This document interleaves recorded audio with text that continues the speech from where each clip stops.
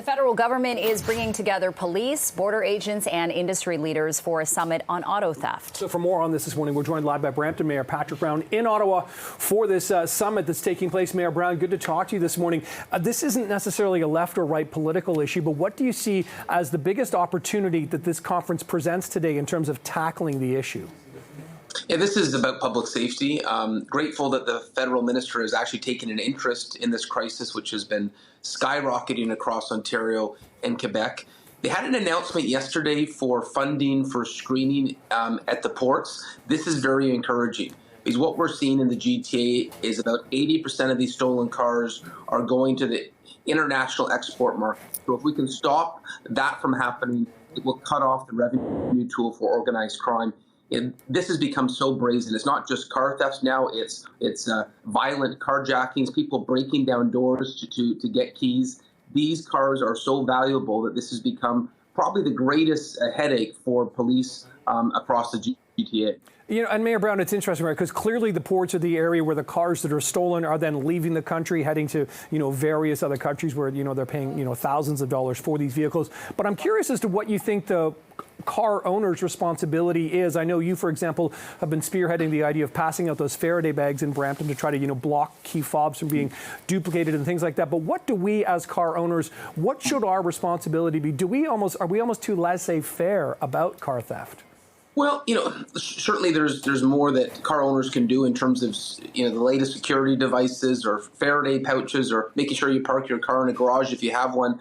But in fairness, the auto theft numbers in Canada stand out. You can have the same car in Canada and then have that car in the U.S. and it gets stolen in Canada at a much greater rate. And so that's why the summit's so important, to really analyze the weaknesses. And, according to our police in Peel, there are two glaring weaknesses. One is the ports. In the U.S., they screen ports, and we don't in Canada. It's essentially an honor system where you promise you don't have stolen goods in your shipping container. That doesn't work. Obviously, that is broken and it has failed. The other aspect that's different in Canada is, these kids who are being paid by organized crime to steal cars, even if they get caught, they spend one night in jail. And frankly, the gangs will even pay them a bonus fee if they spend a night in jail, sort of as compensation. And so we actually have to have real consequences for auto theft. This is now on par with guns and drugs in terms of the severity of this criminal enterprise. And so, we do need to take it seriously, and that means real sentences in the criminal code.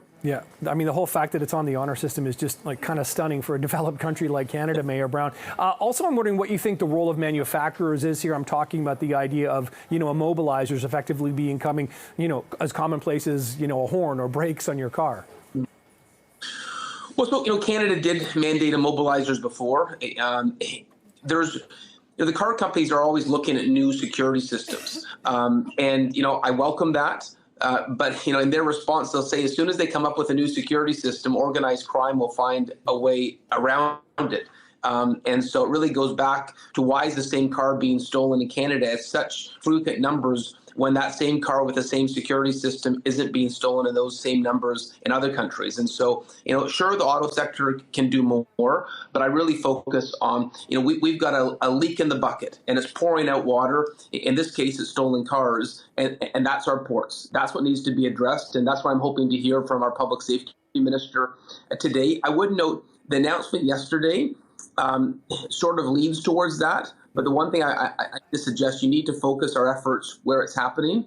We're not seeing the auto theft crisis across the country. It's in specific areas that are close to the ports, and that's where the focus of this new funding for screening needs to go. All right, appreciate this conversation this morning. Brampton Mayor Patrick Brown joining us from Ottawa on the brink of this historic summit. Thanks for the time.